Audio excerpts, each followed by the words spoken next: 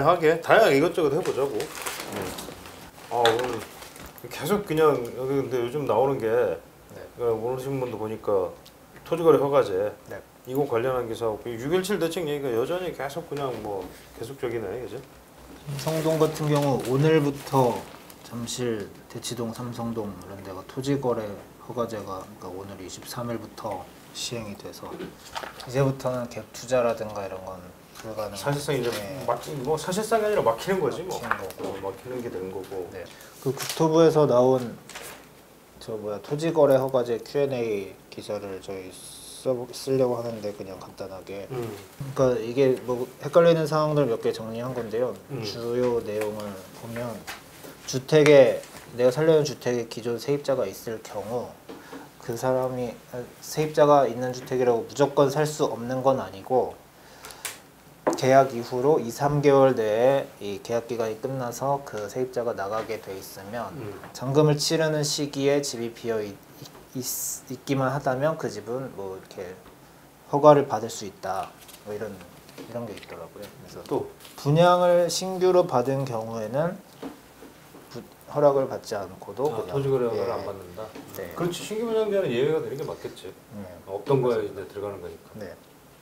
상가 같은 경우는 주택은 무조건 실거주해야만 살 수 있지만 상가는 뭐 그 넓은 걸 주인이 전부 다 운영한다는 거는 좀 말이 안 되기 때문에 일부 자기가 사용하고 일부 나머지를 임대를 한다면 그런 경우에는 허가를 받을 수 있다. 이게 결국에는 서울시도 아니고 뭐 어떤 규칙이 있는 것도 아니고 결국에 구청에서 허가를 해주면 매매가 가능한 거기 때문에 그런 상업시설 같은 경우는 그런 예외적인 규정을 적용해서 허가를 구청이 할 수 있도록 이런 내용이라고 합니다.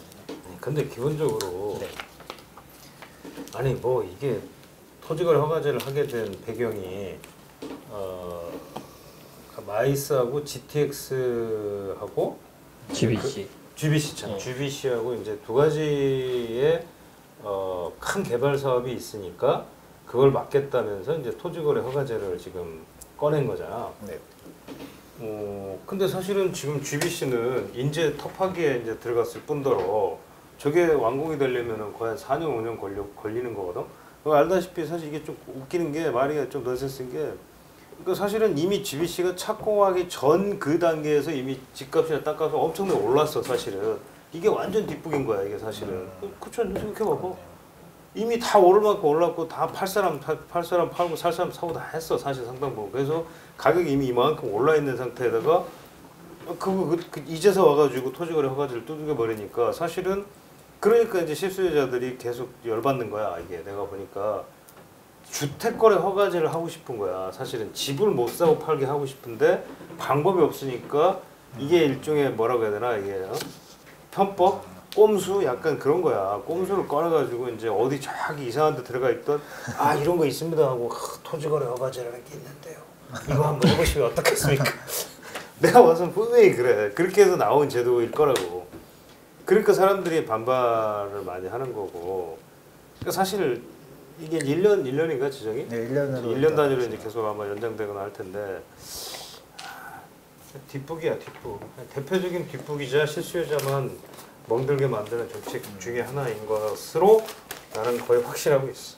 네. 실제로도 지금 다 그렇잖아 지금 그죠?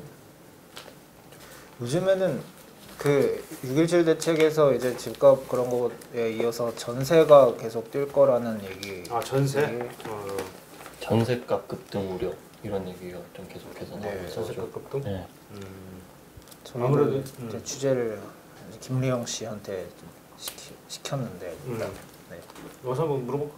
한번 불러볼까요? 한번 물어보겠습니다. 박경 씨 어제 잘 쉬었어요? 자리에 없는. 네. 전화 해보겠습니다.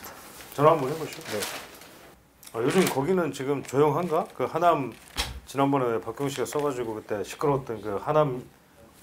그거 안 그래도 하남선 3호선 하남 연장. 그거 안 그래도 지금 후속 좀 준비를 하고 있는데 오는 30일에 하남시청에서 이제 국토부랑 LH 관계자들 전문가들 와서 주민들 대상으로 설명회를 한다고 하더라고요. 설명해. 예, 아. 송파 하남 도시 철도. 맞아. 송파 하남도시철도지. 예, 그게 공식 명칭인데 최종 확정안에 대해서 이제 주민들에게 좀 설명하는 자리를 마련한다고 연락이 와서 지금 일단 취재를 좀 해보려고 준비하고 있습니다.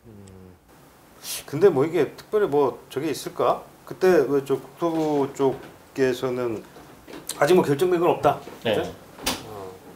이 30일날 좀 해외 지켜봐야 되겠네. 네. 이게 어찌됐건 지금 뭐 그쪽 하남 미사지구라든지 뭐 이런 쪽에 있는 사람들은 지금 초미의 관심사 아니야? 자기 뭐 어마어마한 관심이잖아 지금. 예, 미서 신도시랑 가밀지구. 가밀지구 그리고 이제, 그렇지 예, 그렇지 가밀천 하남 가밀. 하남 가밀 그리고 이제 미사보다 하남 교산 이제 청약을 생각하고 있는 그런 그렇죠. 수요자들까지. 여기 민원이 워낙 세니까 국토부도 조금 부담스러울 거야, 그제? 그러니까 오금역 그때 이제 하여간 오금역으로 하는 게 이제 결국 수요 문제였었잖아, 그지? 네. 수요가 좀 오금역으로 하면 없을 것이다. 그러니까 오히려 이제 9호선 송파구 내에 하여간 뭐 올림픽공원이나 이런 쪽으로 연결해야 수요가 더 많을 것이다. 뭐 이런 취지였던 거. 네, 오금역이 이제 주거지 중심지다 보니까 좀 업무지구로서 역할을 하는 잠실 쪽으로. 그래야 예, 이제 예. 주택 수요가 많아지니까 예. 이제 사업성이 나올 거다 이제 예. 이런 취지구만. 그때 그런 취지로 밝혔었는데, 근데 30일 날 이제 최종안을 발표하는 자리가 될 걸로 예상이 되는데 이게 코로나 때문에 동별로 주민 3명씩만 참석을 받는다고 하더라고요. 그리고 이것도 지금 벌써부터 시작하기 전에 그 막 사기 분양을 외치고 있는 가밀지구 주민들은 3명, 우리 동에서 3명만 나가서 어떻게 하냐 뭐 이런 또 반발을 벌써부터 좀 내비치고 있더라고요. 일단 뭐 일단 한번 보자고. 네, 결과가 어떻게 나올지. 성실을 가서 우리도 한번 좀 잘 좀 팔로우를 해야 되겠네. 네. 오케이. 리오 그 아까 뭐였지? 전세 상승 전세. 전세 상승. 어떻게 취재가 잘 되고 있습니까? 예, 지금 취재를 하고 있는데 타워팰리스 전세금이 5월에서 6월 사이 한 달 만에 지금 3억이 올랐다. 타펠? 네. 타펠 전세금. 기사가 있고 또 강남에 이제 여러 아파트들에서 지금 전세금 상승 조짐이 보인다. 이런 기사가 조금씩 나오고 있고요. 지금 속보로 보니까 속보처럼 나오고 있는데 이게 제가 또 기사를 쓰다 보니까 이번에 이제 어쨌든 LTV 규제, 그러니까 투기 과열지구를 확대함으로써 LTV 규제를 확 이렇게 강화했잖아요. 그래서 매매 수요를 굉장히 억제를 했는데 또 갭 투자도 원천 차단하겠다 이렇게 해가지고 이제 매매 수요를 완전히 꽉 이렇게 옥죄는 상황에서 사실 갭 투자가 뭐 나쁜 것이다 우리가 이렇게 생각하고 있지만 갭 투자가 사라지면 어떻게 보면 임대 수요가 임대 공급이 그만큼 또 사라지는 거기 때문에 이제 좀 전세 대란이 오는 것이 아니냐 이런 이제 우려가 전문가들께서도 이렇게 이야기를 하셔가지고 예, 저도 이제 그게 우려가 돼서 알아보고 있습니다. 어떻게 봐야 될까? 근데 전세금이 좀 오를 가능성은 있긴 하겠지. 근데 이제 특히 이제 뭐 재건축 단지 같은 경우는 뭐 음아파트 뭐 지난번 어디 기사에 보니까 또 음아파트 같은 경우에 뭐 지금 한 60% 정도가 음아파트 같은 경우는 전월세 전월세 세입자들이 살고 그렇지 있다. 그렇지. 그런데 이제 재건축 같은 경우에 이제 2년 거주 의무 기간이 생겼잖아요. 그러면 이제 조합에서 분양 일정을 어떻게 잡느냐에 따라서 이제 집주인들이 이제 나오세요 이렇게 하면 나가야 되는 그렇지. 내가 애기 공부시키려고 여기 왔는데 이제 그런 사람이 많거든. 네, 나오세요. 음아파트가 대표적이지. 음아파트뿐만이 아니라 이제 그 강남 대치동 일대 대부분 예, 그렇지. 또 뭐 강남뿐만이 아니겠죠. 목동도 그럴 수 있는 거고 이제 합권 지역에서는 특히 그런 전월세 수요가 있는데 이런 것들도 이제 앞으로 어떻게 될지가 굉장히 이제 좀 관심사가 될 것 같습니다. 그러네. 목동하고 진짜 대치동이나 뭐 강남 쪽은 대부분 그런 이제 학군 수요 때문에 이사해서 뭐 전세 살고 있는 사람들 굉장히 많은데 그분들은 좀 문제가 좀 되겠네. 전세 입자들은 진짜. 또 정부가 이제 자기가 사는 집을 사는 게 아니면 이게 다 투기라고 보기 때문에 정부가 원하는 대로 만약 한다면 전세라는 제도 자체를 없애겠다라는 생각과 크게 다르지 않아 보여서 그 부분에 대해서도 한번 취재해보면 어떨까 싶습니다. 네, 전세가 과연 없어지는 것일까? 예, 취재해 보겠습니다. 네. 전세 제도의 강제 종말을 유도하는 거야? 현 정부가 이곳을 지금 그걸 노리고 있나? 또 이런 게 있는데요. 경실련에서 아파트 그 서울 아파트 주위값을 기준으로 계산해 보니까 문재인 정부 들어 3년 만에 6억에서 9억 2천만 원으로 가장 많이 올랐다. 그 이명박 박근혜 정부 때보다도 훨씬 높은 인상률을 그렇게 나타냈다. 많이 올랐나? 3억 1,400만 원 아, 올랐다고 나오네요. 6억에서 9억이 된 거니까. 그렇지. 50%가 넘게 올랐네. 그렇지만 상대적으로 어찌됐건 좀 전세 아까 얘기한 것처럼 뭐 전세 지금 강제로 지금 종말을 시키려고 하는 그런 분위기인데 그렇게 되면 뭐 그렇다고 해서 지금 전세 사는 사람들이 어쨌든 금리가 지금 낮잖아. 그러니까 금리가 낮은 저금리 상황에서는 사실은 월세보다는 전세가 유리하잖아. 예. 그동안에 이제 대출 받아가지고 사실 전세를 사는 게 월세 이자는 그래도 은행 이자보다는 꽤 높고 월세는 차라리 전세 대출 받아 사는 게 유리하다고 생각해서 그런 사람들이 꽤 많았을 텐데 여튼 전세 시장과 관련된 거는 알았어. 한번 뭐 리온이가 한번 계속 이거는 좀 예, 계속 팔로우를 한번 해보죠. 오케이 가보죠. 그리고 그래서 경실련 얘기 좀 하다가 나도 그 얘기 보고 깜짝 놀랐는데 그러니까 결국은 문재인 정부 들어가지고 지금 3년 만에 하여간 어찌됐건 뭐 이명박 박근혜 정부 때보다도 지금 뭐 더 많이 올랐다고 하니까 그러니까 이게 왜 그런 건가 참 이게 뭐 계속 동어 반복일 수도 있고 똑같은 얘기긴 한데 근데 계속 뭐 그렇게 두드려 잡기 식으로 막 하는데도 불구하고 이게 가격이 더 오른단 말이지, 그지? 그러면 그러니까 뭐가 문제일까? 그러면 뭐가? 그러니까 사실은 그러니까 이제 그게 규제 일변도로 나간다고 해서 이게 뭐 가격이라는 게 잡히는 게 아닌데 사실은. 여기 경실련 자료에도 나와 있는데 문재인 정부에서 이제 최저임금 인상 이거를 강력하게 이것도 밀어붙였는데 최저임금을 기준으로 했을 때 이제 문재인 정부에서 이제 서울 아파트를 사려면 걸리는 시간이 43년. 뭐 단순 최저임금 기준이긴 하지만 43년이 걸리고 이전 뭐 이명박 박근혜 정부 때는 38년, 37년 정도 걸렸는데 이것도 훨씬 더 길어져서 사실 그것만 놓고 봐도 무주택자들은 이제 열받는 거야, 진짜. 네. 좀 서민들이 사기에는 훨씬 더 어려워진 그러니까.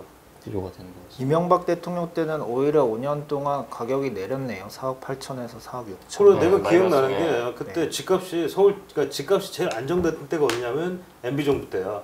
MB 정부 때 내가 지금 기억하지만 2008년도에 이제 글로벌 금융위기 터지면서 사실 그럼 MB 정부도 뭐 규제를 안 했냐면 규제도 했었어 사실은. 그때 이제 보금자리 주택지구 그러니까 규제는 아니지만 이제 몇 개 풀었지 참. 그 전 정부에 이제 사실은 있었던 이제 노무현 정부 때 있었던 뭐 규제들이 이제 몇 개 풀렸지 뭐 재건축 관련해서도 좀 풀려지고 아마 그때 분양가 상한제도 아마 MB 때 아마 없어졌을 거야. 내 기억에 분양가 상한제 아마 없어졌을 거고. 근데 그때 이제 가격이 그때 결국 잡혔던 MB 때도 잡혔던 가장 결정적인 요인이 뭐였느냐? 사람들이 잘 모를 수도 있지만 보금자리 주택이었어. 그 보금자리 주택이라는 게 뭐냐면 서울 가까운 그린벨트를 풀어가지고 그 지역에다가 임대주택을 지은 게 아니고 그야말로 반값 아파트 그 당시에 보금자리 주택 반값 아파트를 때려 지은 거야. 왜냐면 그때 그래서 그러니까 지금 뭐 강남 세곡, 자곡, 내곡지구 막 이런 데 있잖아. 거기가 이제 다 그렇지. 그 지역이 대표적인 데인데 거기 같은 경우에 그때 당시 하여간 내 기억에 강남 아파트가 그때 평당 한 2천 몇백만 원 될 때 2,500만 원, 2,500만 원 사이일 때 그때 자곡동 거기 내곡지구 그때가 1,500 밑으로인가 분양이 됐을 거야. 그래서 이 너무 싸다 막 그래가지고 난리가 났었지. 근데 결국 그런 보금자리 주택들이 막 여기저기 지어지니까 그리고 그게 이제 강남의 집값을 안정시키니까 이제 잡아 당기는 역할을 한 거야. 강남만큼 좋은 입지에 있는데 싼 아파트 공급이 되니까 사실은. 그러니까 이제 뭐 굳이 뭐 그게 이제 자연스럽게 그러니까 분양가 상한제가 노리는 것도 이제 사실 그런 거는 있잖아. 그러니까 분양가를 여기를 억눌러 놓으면 결국은 주변 분양가들이 올라가기 어렵게 된다. 그러니까 시세가 주변 아파트 값이 올라가기 어렵다. 왜냐면 여기에 일종의 하나의 뭐 기준선이 설정이 돼 있으니까. 근데 이제 사실 그것보다는 오히려 이제 MB 때는 그런 것들을 주택을 많이 공급을 했다는 거죠. 그러니까 중요한 요지는 싼 아파트를 많이 공급을 했다는 거야. 입지가 좋은데. 그렇죠? 네. 그때 하세영 씨도 있지 않았나 그때? 없었나? 저 2010년에 입사했는데 음. 중간쯤. 그렇지. 그래서 하여간 MB 때는 그런 정책들이 오히려 뭐 풀어줬어. 그때 재건축 규제라든지 이런 거 다 풀어줬었거든. 네. 그다음에 뭐 그다음 지금도 기억하지만 MB 때 이제 서울시장 하면서 MB가 이제 강북 노후주택들 재개발 뉴타운 사업 뭐 이런 걸 많이 적극적으로 했었잖아. 네. 근데 이제 그것들도 마찬가지로 그때 했었거든. 근데 뭐 그렇다고 해서 집값이 막 엄청나게 뭐 뛰지는 않았어요. 지금 뭐 숫자로도 말을 하지만은. 그러니까 물론 이제 공과는 있지. 사실 공과 과가 뭐 없지 않다는 거는 있지만은 근데 하여간 요지는 핵심은 결국은 그러니까 뭐 가격 결정이 올리라는 결국은 뭐 사람들이 원하는 곳에다가 원하는 아파트를 짓게 해주면 되잖아. 그걸 안 하려고 하니까 지금 문제가 되는 거지 뭐죠. 사람들은 자꾸 뭐 어디 서울에 지금 집 내가 살고 싶은 집을 좀 짓고 거기서 분양을 또 받고 싶고 뭐 그러고 싶은데 지금 뭐 강제로 그냥 뭐 밖으로 나가라는 거잖아. 지금 서울에 지금의 어떻게 보면 정부는 외곽에다가 자꾸 뭐 신도시 같은 거 짓고 뭐 택지개발 좀 하겠다는 건데 사실 그 정책도 정부가 뒤집은 거야. 예전에는 신도시를 하지 말자는 거였어. 너무 많다고. 너무 많고 신도시 문제는 뭐야? 그걸 지으려면 결국 서울로 어차피 근데 사람들은 다 출퇴근을 하기 때문에 그럼 광역교통망이 있어야 돼. 전철이라든지 도로라든지 엠버스 같은 게 왔다 갔다 해야지만이 되는데 거기에 돈이 너무 많이 들어간단 말이야. 알다시피 몇 조씩 들어가요. 지하철 하나 놓으려면 최소 막 3조, 뭐 2조 막 이렇게 들어가거든. 근데 그런 돈들이 결국 다 우리 국민 주머니에서 나가는 건데 그런 거를 그러니까 이제 그때 당시에 그 논란이 또 있었단 말이죠. 그래서 아니 그 광역교통 그 해가지고 서울은 더 막히게 만들고 그럴 바에 차라리 서울 내에 지어라. 그래서 서울 도심 밀도를 높여라 차라리. 그거 더 낫지 않냐? 그러면 사회적으로는 비용이 이제 줄어든다 뭐 이런 얘기가 있었지. 아, 또 갑자기 또 생각이 나니까 또 그때 시절이 또 생각이 나네. 근데 아니 그러니까 그게 뭐 아마 지금 정부 정책 담당자들도 그걸 모르진 않을 거야 사실은. 알겠지만 이제 뭐 정책 기조가 뭐 그런 쪽으로 정부가 그렇게 자꾸 뭐 높으신 분들이 몰고 가니까 뭐 그렇게 갈 수밖에 없겠지. 그래, 고충이 있으시겠죠. 뭐 고충이 있겠지 나름. 물론 우리가 고충을 정확히 알기는 어렵겠지만. 아니 그거 저기 뭐 주말에 지난번에 한남 상구역 내가 이제 오늘 뭐 누구 만나봐가지고 내가 좀 들은 얘기인데 그 한남 상구역 얘기 좀 들어보니까 요번에도 막 그 혹시 뭐 그러면 이거 뭐 취소되거나 하지 않겠냐 그랬더니 뭐 그런 건 안 될 것 같다고 그러더라고. 그래서 요번에는 워낙 이제 아예 돈이 안 들어갔대. 그래서 그 막 좀 약간 우리가 이제 그때 기사 썼지만 이제 약간 이제 서로 약간 비방전, 이제 서로 비방전 같은 걸 했는데 막상 얘기 들어보니까 아마 이제 돈 들어간 건 없어서 재밌다 하니까 뭐 돈 오히려 안 쓰고 뭐 깨끗하게 잘 됐다는 식으로 또 얘기를 하더라고. 말만 설전만 많이 있었다고 막 그러더라고. 이게 어찌됐건 근데 실제 분양하는 데까지 얘기 들어보니까 한 지금 해도 아직 앞으로 이제 뭐 관리 처분인가 받고 뭐 하고 뭐 하면은 실제 분양에는 한 3년 빨라야 3년 정도 걸릴 거라고 그러던데 입주까지 하면 대략 한 7년 정도는 봐야 된다. 이게 이제 빨리 진행이 됐을 경우에. 네. 그러니까 지금 올해가 2020년이니까 뭐 한 10년 잡으면 2030년 돼야 이제 한남 상공의 아파트 들어서는 거야.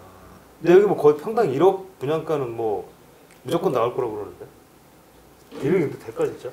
규제가 없으면 되게 3년 후니까 3년 후에 어떻게 될지 모르는데 네.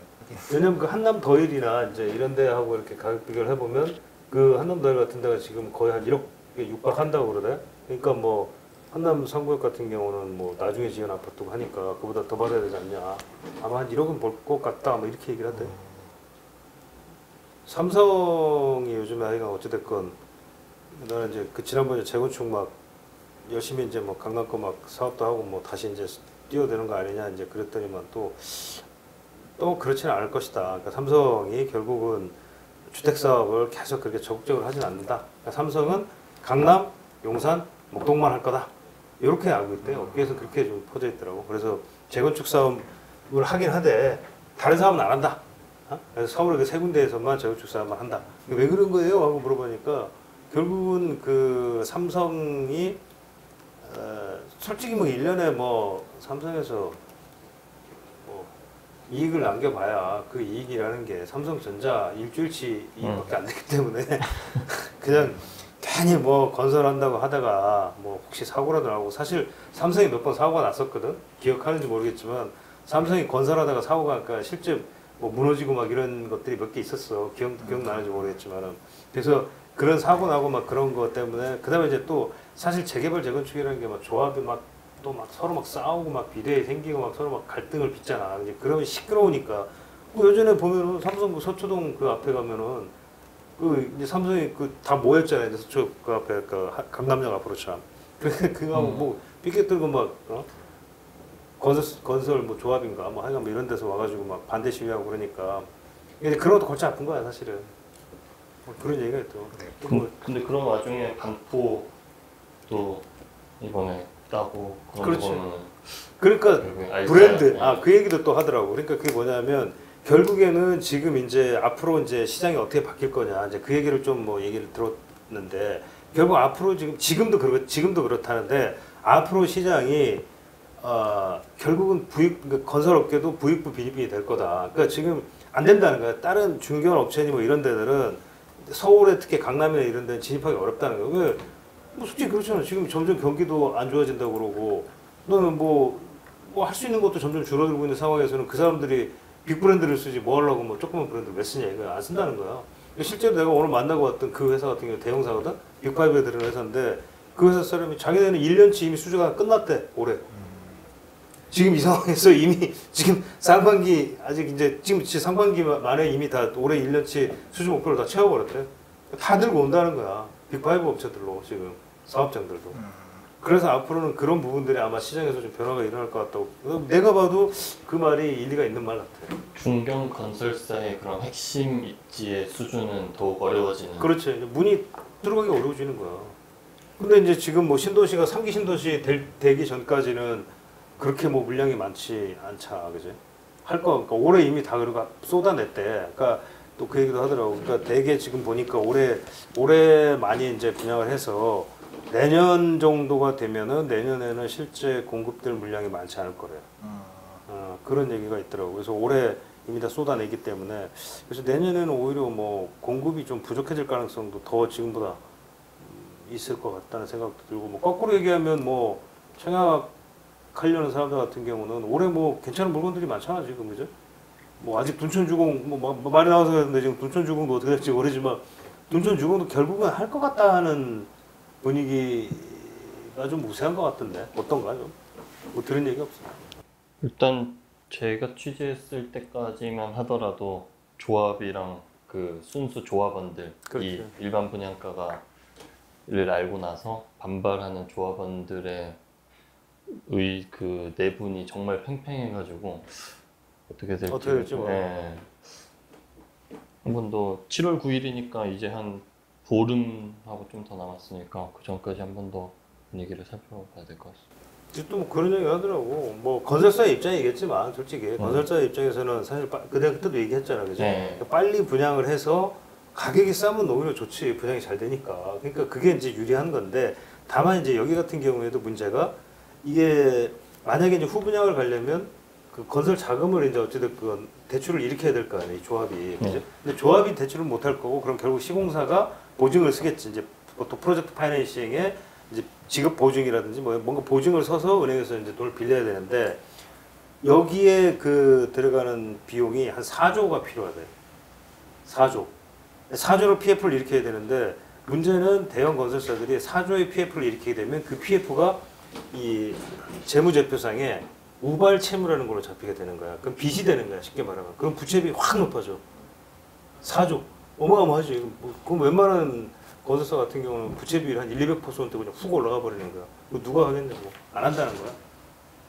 그렇게 얘기를 하더라고. 그래서 건설사들이 아마 다른 건설사가 붙는 것도 그렇게 쉽지 않을 것이다.